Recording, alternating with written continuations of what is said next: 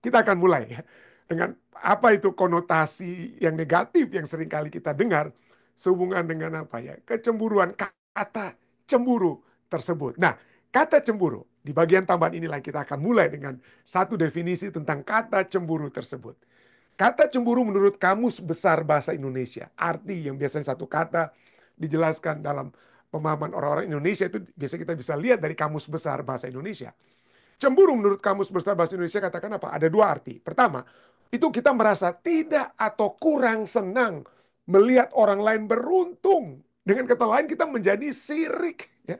Sirik. Atau yang kedua, kita kurang percaya, kita curiga karena adanya apa? Iri hati. Tapi yang pertama ini seringkali konotasinya, waduh, saya cemburu. Apalagi dengan adanya dunia sosial media saat ini. Kita bisa lihat kan orang lain tuh punya apa. Ya.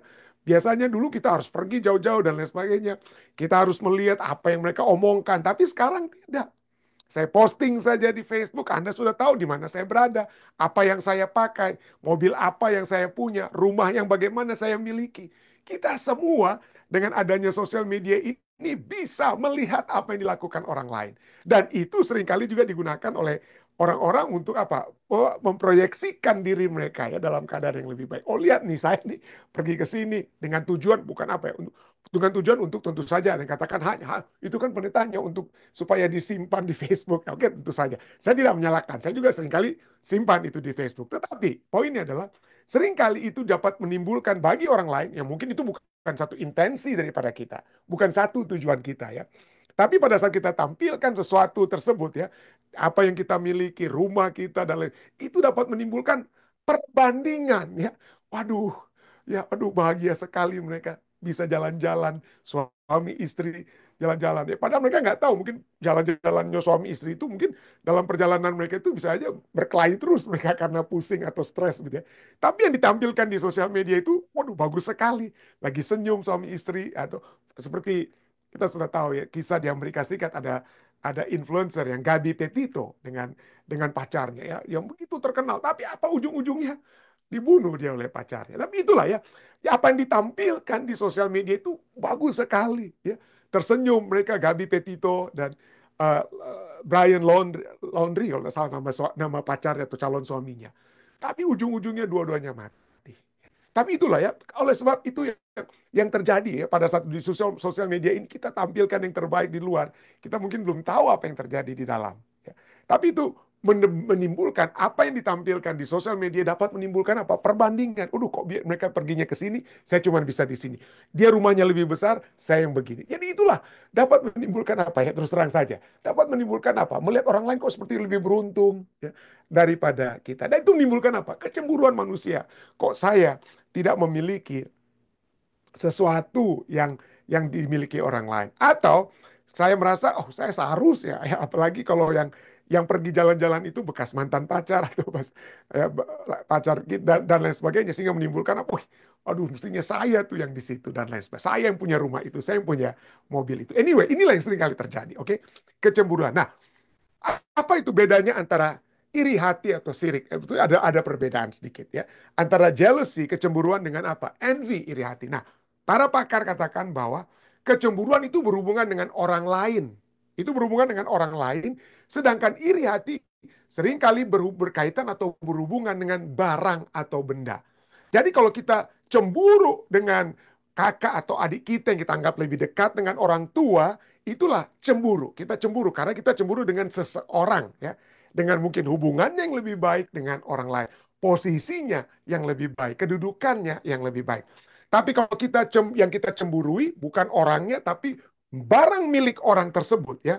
Dengan teman yang punya rumah atau posisi ya, posisinya ataupun harta bendanya, maka itulah yang menjadi apa? Iri hati. Ya, itulah yang menjadi iri hati. Anyway, walaupun ini penjelasannya, tapi yang kita lihat di sini bahwa pada saat kita memiliki perasaan cemburu, bagaimana kita tahu kita memiliki perasaan cemburu pada saat ya mungkin kita rasa gundah gulana gitu ya. Menurut ahli-ahli psikologis pada saat kita merasa, aduh, pada saat kita melihat orang lain dan fotonya dan ada pikiran-pikiran kita, aduh kita sepertinya marah, kesal dan lain sebagainya, itu mungkin kita sedang apa ya? Salah satu dari banyak ya. Kita sedang merasa cemburu ya. ada perasaan-perasaan yang kurang, kurang puas ya dan lain sebagainya. Ya kita melihat orang lain bisa jalan-jalan, apalagi kalau mantan dan lain sebagainya. Waduh, kita lihat istri kita atau suami kita mulai marah-marahin dan lain sebagainya. Itu jadi apa? Jadi ada salah satu yang bisa merupakan indikator bahwa kita dalam keadaan apa ya? Kita dalam keadaan cemburu ya, dalam keadaan cemburu. Anyway, menurut Pendeta T.D. Jakes, dia katakan bahwa kecemburuan adalah perwujudan rasa tidak aman, manifestasi dari insecurity. Kok saya nggak bisa seperti dia? Kok saya tidak punya seperti yang dia miliki? Jadi ada rasa tidak aman atau dissatisfaction, kepuasan terhadap keberadaan dan harga diri kita sendiri. Saat saya merasa cemburu, ya, maka saya sedang merasa tidak aman ya, ada insecure ya. Ada tidak puas terhadap keberadaan diri saya sendiri. Kok dia bisa, kok saya enggak. Kok dia punya, saya tidak punya. Ya. Dan inilah ya. Dan inilah dapat hal yang dapat apa ya. eh, Dan ini bisa menjadi satu hal ya, satu apa ya, masalah ya. Menurut satu artikel ini dikatakan bagaimana ketidakamanan, insecurity ya, menyebabkan rasa iri hati, cemburu dan juga apa, rasa malu. Jadi memang bukan hanya kutipan tadi itu, bukan hanya kutipan itu, tapi berdasarkan research ya, yang menyatakan memang perasaan ketidakamanan, insecurity itulah yang menyebabkan orang bisa menjadi iri hati dan apa, cemburu ya. Jadi dikatakan insecurity about yourself or your relationship. Ketidakpastian, ketidakpuasan terhadap diri sendiri atau hubungan Anda dapat menyebabkan Anda merasakan berbagai emosi yang tidak nyaman. Cause you to feel a variety of uncomfortable emotion ya, yang tidak nyaman. Atau mungkin mengalami kecemburuan yang dapat menyebabkan keretakan dalam hubungan Anda atau menimbulkan rasa malu. Jadi pada saat kita merasa cemburu apa yang dimiliki oleh orang lain, itu dapat berbahaya kepada hubungan kita yang ada sama sekarang, yang pada saat ini. Ya kita cemburu dengan di dalam Facebook seakan-akan ini keluarga ini, waduh keluarga mantan saya itu berbahagia dan lain sebagainya. Itu dapat merusak hubungan yang sesungguhnya kita sudah miliki saat ini, ya, yang kita sudah miliki saat ini. Nah, itulah. Jadi kecemburuan itu adalah masalah daripada orang-orang yang seringkali merasa apa? Insecure, ada yang kurang, merasa dirinya kurang. Pertanyaannya, kalau Allah itu cemburu, Allah yang cemburu, apakah ada yang kurang dalam diri Allah? Apakah ada yang kurang? Apakah Allah berkekurangan sampai harus dipenuhi ya dengan rasa iri hati atau cemburu melihat, aduh kenapa ini dia ada, saya seharusnya memiliki hal tersebut. Ya. Apakah Allah itu ada yang kekurangan? Ya. Dia adalah sumber kasih. Kalau manusia tidak mengasihi dia, apakah dia harus cemburu dengan kasih manusia yang berkurang kepada Allah? Ya. Apakah Allah ada yang kurang? Nah, kita mengetahui dari apa yang diajarkan oleh Alkitab, bahwa Allah itu penuh dengan segala sesuatunya. Tidak ada yang kurang dari dalam diri Allah ya. Tapi kenapa dia disebutkan sebagai Allah yang cemburu dan harus balas-balas dendam? Misalnya dia itu dituliskan sendiri dalam Alkitab. Bukan hanya dituliskan oleh penulis Alkitab, kalau kita lihat dalam kitab Keluaran 20 ayat 5, 10 firman Tuhan, 10 hukum Tuhan itu ditulis dari jari tangan Allah. Jadi Allah sendiri yang tulis dirinya itu sebagai cemburuan. Itu apa artinya? Apakah ada yang kurang dalam diri Allah? Itulah sebabnya dalam Keluaran 20 ayat 5, ya tulisan Allah sendiri katakan apa? Jangan. Dia sebelum ayat 4 jangan membuat patung-patung dan lain sebagainya. Jangan kamu sembah patung-patung itu ya. Lalu ayat 5 dikatakan, jangan sujud menyembah kepadanya atau beribadah kepadanya. Sebab aku Tuhan Allahmu adalah Allah yang cemburu. Waduh. Jadi dia kurang senang kalau penyembahan kepadanya itu apa? Penyembahan kepadanya itu berkurang. Kalau puja-puji yang seharusnya worship, ini kan penyembahan ini beribadah itu berarti memuja, memuji. Ya. Jadi kalau ada yang berkurang, Allah itu kurang dipuja dan dipuji, apakah dia marah karena dia kurang dipuja dan dipuji? Ya. Jadi cemburu. Kenapa ini orang lain kok lebih dipuja dan dipuji, kok saya enggak? Seperti begitu mungkin. Kadang-kadang kita berpikir sehubungan dengan ayat ini. Jadi akulah Tuhan Allahmu, Allah yang cemburu. Bukan itu saja. Dia akan membalaskan kesalahan Bapa kepada anak-anaknya, kepada keturunan yang ketiga dan keempat dari orang-orang yang membenci aku. Nah, waktu lalu ada, mungkin ini footnote sedikit ya. Saudara Arda tanya, ini kok Allah itu membalaskan kesalahan kepada anak-anaknya ya, membalaskan dosa kepada anak-anaknya. Itu apakah anak-anaknya tidak salah ya. Nah, di sini kita lihat bahwa inti atau kata kunci untuk menjawab pertanyaan tersebut apa? Anak-anaknya yang keturunan ketiga dan keempat yang membenci aku. Jadi rupanya dosa orang tua. Kebiasaan-kebiasaan orang tua itu bukan hanya akan ditularkan kepada anak, mungkin cara cara dia berjalan dari segi genetika, tapi keberdosaan anak tersebut. Ya.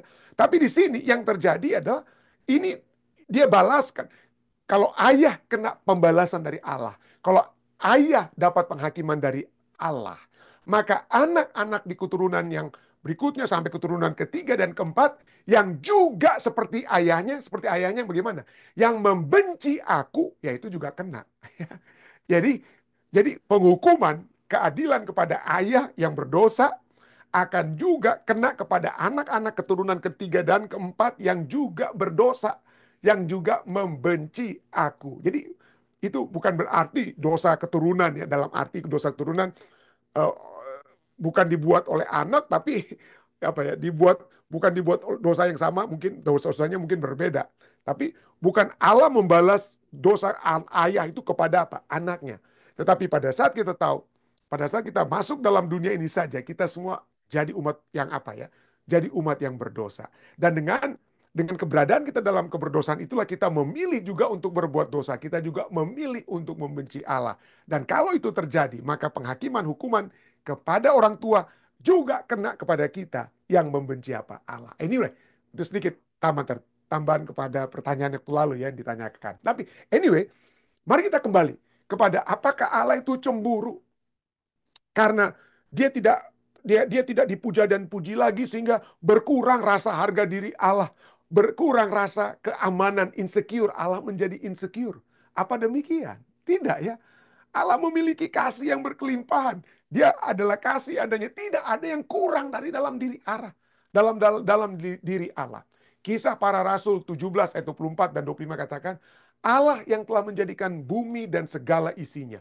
Ia yang adalah Tuhan atas langit dan bumi. Ia tidak diam dalam kuil-kuil buatan tangan manusia. Dia tidak buat seperti kuil-kuil dibuat oleh manusia untuk menyembah dewa-dewi dan lain sebagainya.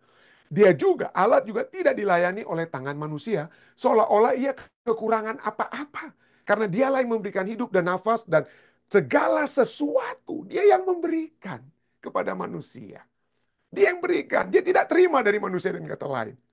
Jadi dengan kata lain, dia tidak perlu itu sesungguhnya. Dia tidak perlu puja-pujian. Dia tidak perlu apa ya, manusia yang menyembah dan lain sebagainya supaya dia senang, bangga dan lain sebagainya, ya. Bukan. Tidak ada yang kurang dalam diri Allah. Ya, tidak ada yang kurang, tidak ada yang bisa kita buat, ya. Keselamatan kita itu tidak ada yang dapat kita buat untuk membawa kita itu berkenan kepada Allah, ya. Menyenangkan hati Allah dengan perbuatan kita itu tidak ada. Ya. Jadi perbuatan kita itu tidak ada. Jadi apa arti daripada Allah yang cemburu? Apakah ada yang kurang dari dia? Tidak. Tidak ada yang kurang. Ya. Tidak ada seolah-olah ia kekurangan apa-apa ayat ini katakan. Artinya dia tidak ada kekurangan apa-apa. Dialah yang memberikan, dia tidak ada yang menerima satupun. Atau dalam 2 Korintus 9 ayat 8 katakan apa? Dan Allah sanggup melimpahkan segala kasih karunia kepada kamu, supaya kamu senantiasa berkecukupan di dalam segala sesuatu, dan malah berkelebihan di dalam berbagai kebajikan. Kalau demikian, kalau demikian, kenapa Allah mengingini kita untuk apa ya? Untuk berbakti hanya kepada Dia. Dan kalau kita tidak berbakti, kalau kita tidak memberikan kepadanya ya, sepenuhnya, maka Dia akan menjadi Allah yang cemburu. Bahkan Dia ingin kita supaya apa ya? Menyembah Dia kan.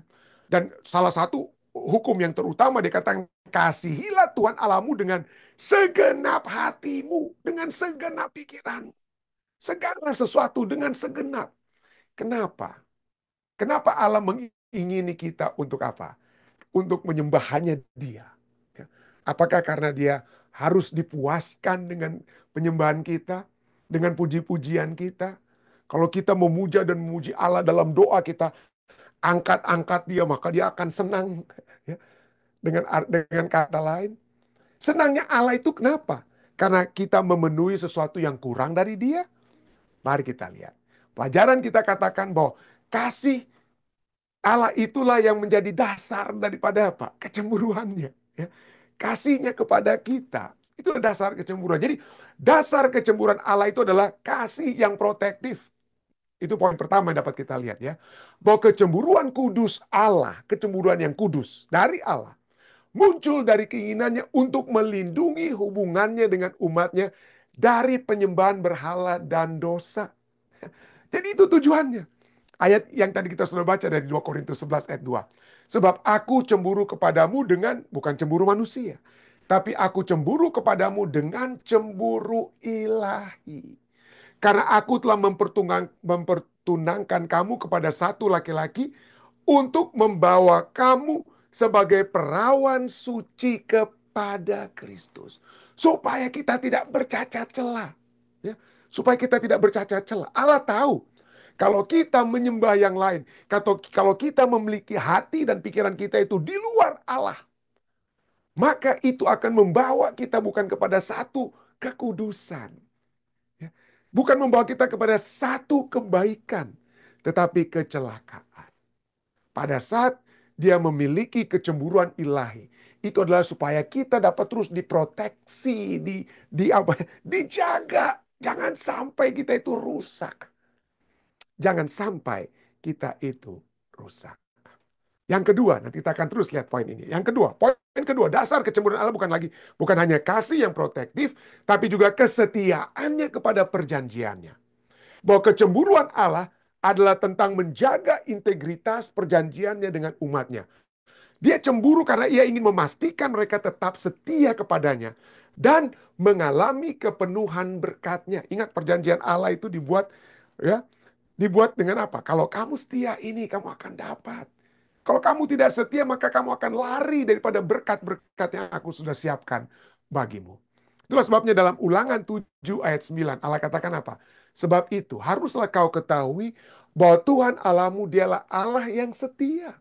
Yang memegang perjanjian dan kasihnya terhadap orang yang kasih kepadanya dan berpegang pada perintahnya sampai kepada beribu-ribu keturunan.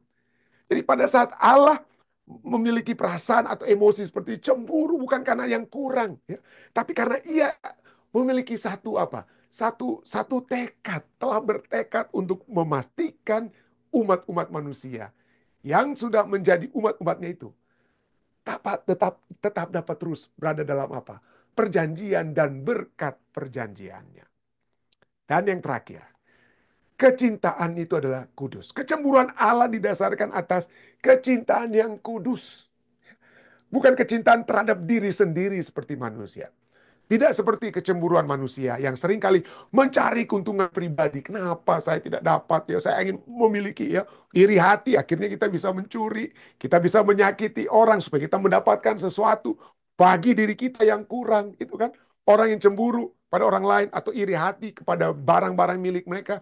Ujung-ujungnya kita bisa apa? Menyakiti orang tersebut. Kita bisa rampok. Kita bisa curi barang dan lain sebagainya. Supaya kita dapat keuntungan. Ya. Kita dapat keuntungan dari sesuatu yang tadinya kita tidak miliki. Tapi demikian, bukan demikian Allah. Kecemburuan Allah adalah untuk kebaikan umatnya. Untuk menuntun mereka menuju kebenaran dan kehidupan apa? Kehidupan kekal. Menuntun kepada kebenaran dan kehidupan kekal. Keluaran 20 ayat 4 dan 5 yang tadi kita sudah baca ayat 5-nya ya. Dikatakan apa?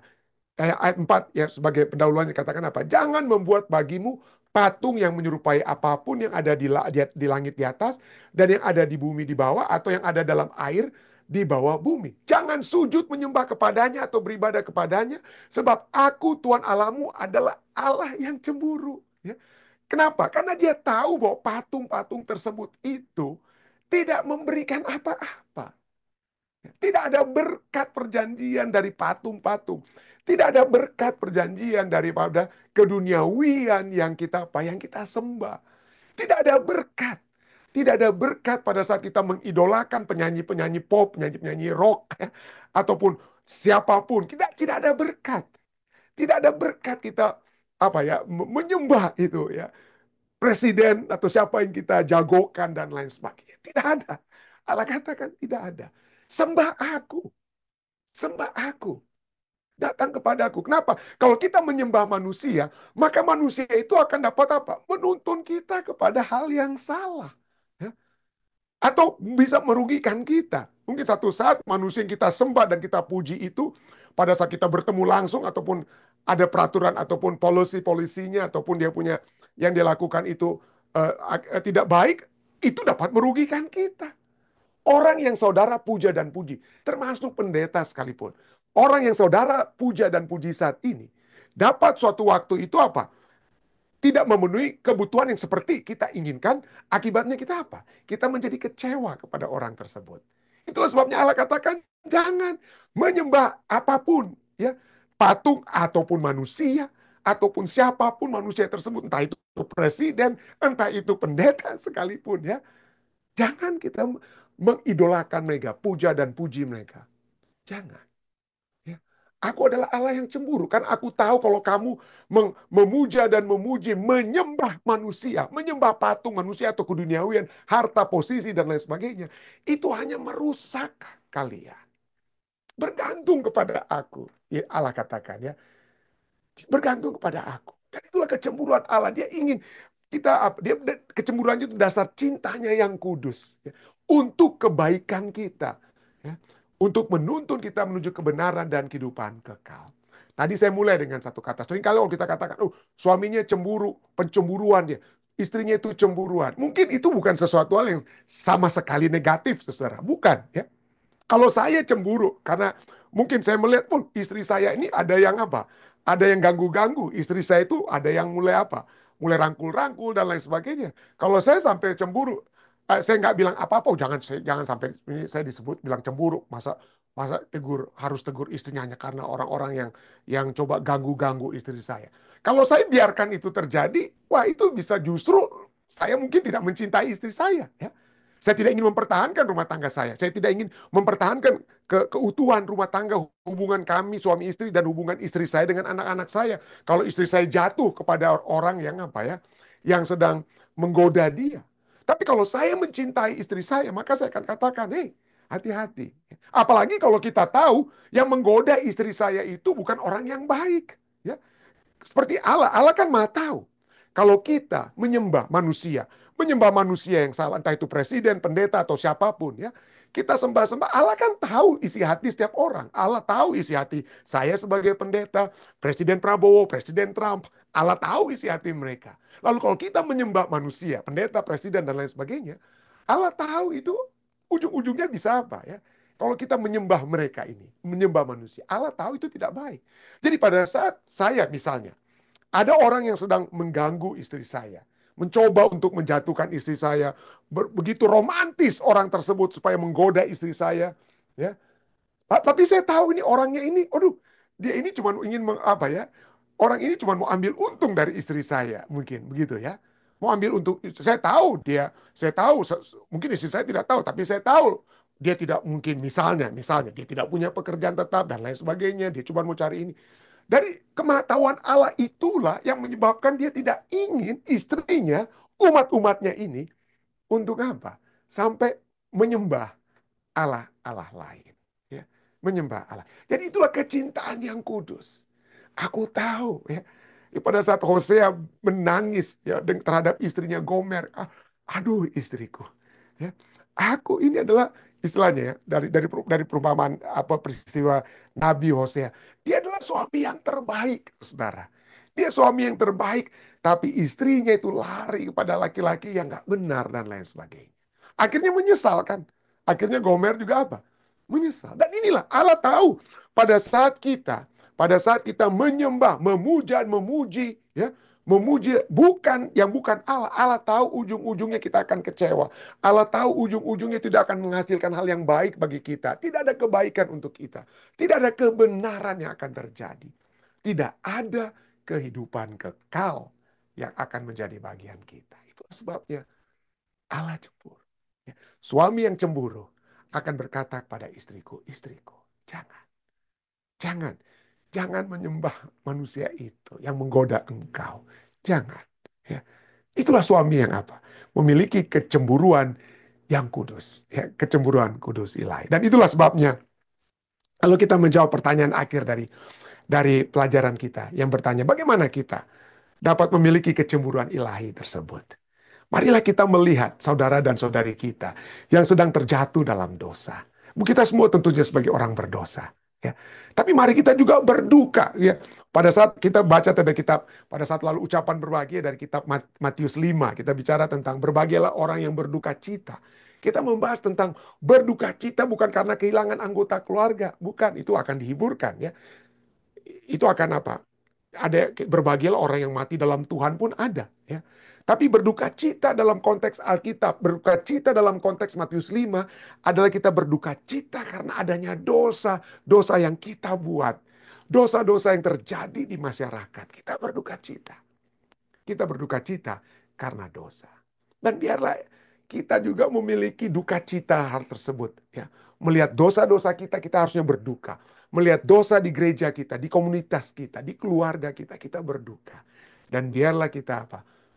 Dalam berduka cita itulah, maka kita dapat memiliki kecemburuan ilahi. Kenapa? Karena kita tahu kalau saja orang tersebut memiliki hubungan yang dekat dengan Tuhan, maka dia akan memiliki kehidupan yang lebih baik. Ada kebenaran, ada kehidupan kekal. Kiranya kita semua menjadi umat-umat manusia yang memiliki kecemburuan kudus, ya. Bukan untuk diri kita yang berkurang, tapi untuk kebaikan orang lain agar mereka juga dapat memperoleh kehidupan kekal. Saya bawa ini dalam nama Yesus. Amin.